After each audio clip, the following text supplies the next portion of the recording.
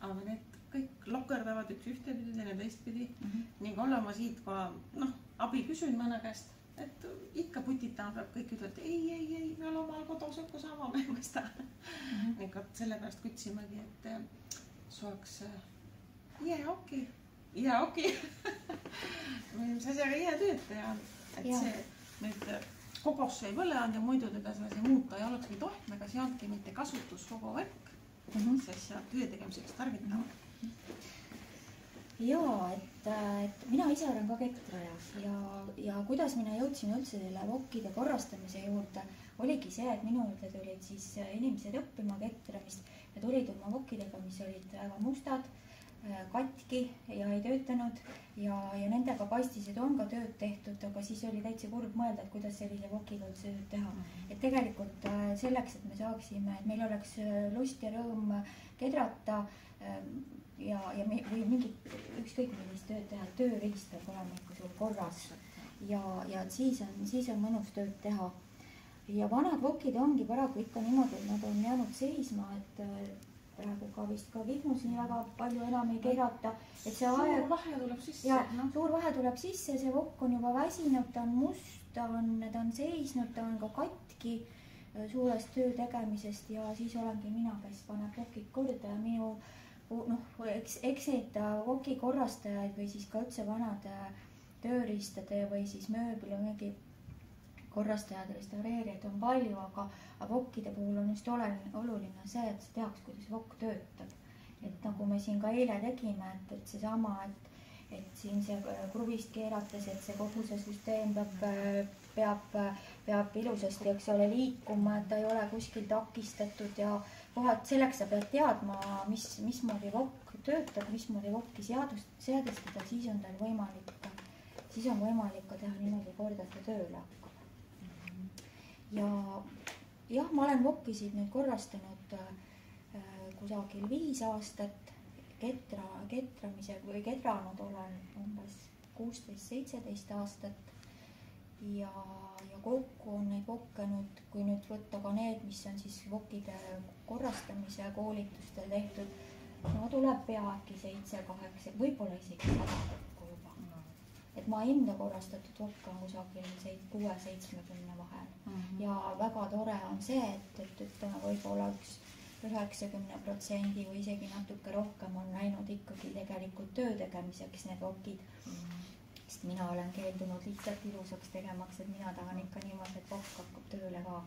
Sedasi, et mina lähen selle sama kruvi keeran selle kogu selle ketrussüsteemis ja lõpuni välja ja nüüd teen neid pöördeid 1, 2, 3, 4, 5, 6, 7, 8, 9 ja 10.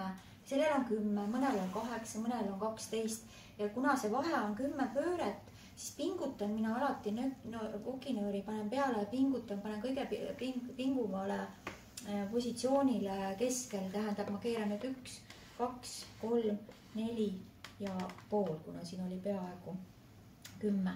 Et nüüd mul on võimalik siis ketramise ajal pingutada, mul on piisavalt ruumi 5 pööret tegelikult teha või siis kui lõdvemaks lasta, siis mul on ka siia poole ala liikumist, et kui ma pingutan näiteks siin üleval, siis mul ei ole võimalik ja nöörid annavad ju kedrates järgi ka ja seistes. Nii, ja nüüd mina olen teinud sedasi, et kui ma üksinda panen, et ma panen sul ei ole neid lühiposti, et muidu panen siia lühiposti külge kinni.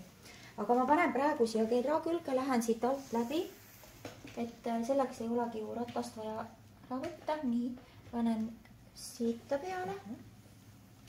Ja nüüd ta läheb mul, ära hoiagi kinni, no ise pingutan siit, et ta läheb.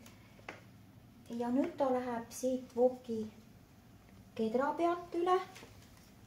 Näed, alguses on ta siin voki kedra pealt, nüüd läheb voki pooli kedra pealt ja läheb uuesti siit alt, lähen läbi. See on siis, tegelikult öeldakse, et see on 2 nöörisüsteemiga vokk, aga tegelikult nööri on ainult 1 on ju peal, mis on siis umbselt ja moodustab ühe risti siin all. Ja nüüd ma lähen siit, eks ole, ja näed, nüüd tekib siit see rist. Ma lähen selle nööri jaarega lähen siia kedra peale, võtan siit ta lahti lahti ja lähen siit ja sõlmin, et noh, tegelikult oleks piisanud ka 7, eks ju, ma võtsin natukene rohkem, nüüd on näha, kuidas mul jäi siin jupp. Ja nüüd on 2 võimalust, et kuidas ma selle kinni panen, et see on nii, et ma pingutan siit tugevasti veel ära, panen siia nõela sisse ja nõelun nüüd kas umbes niimoodi 2 sentimeeter ühele poole ja 2 sentimeeter kas üle sellega või siis mina nõelun tegelikult läbi. Edasi-tagasi siit nõelun ja siit edasi-tagasi ja siis ma saan need otsad ilusasti tasaseks, aga praegu me teeme nii, et paneme siia sõlme peale, et ole hea, pane siia näpp, et teeme siia sõlme ja siis võtame niidinõela ja õmbleme ka selle uuesti kinni. Ega niimoodi võib teha. Ja see on nüüd alati selline koht, kui mina seda nõeluma hakkan, kus mina annan nagu oma 3 tikka verd.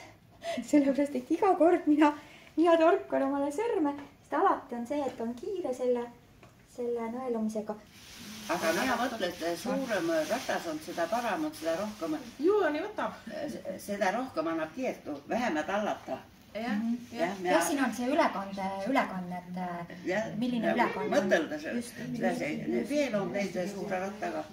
Minul sõbranne suure jää, tema oleks saanud selle suure rattaga minule selle. Ega minul pole tarvis mitte, aga tema läks prügimäele need kõik. Kui paelus see suurem sellest oli? Seda manejas on, Svial on.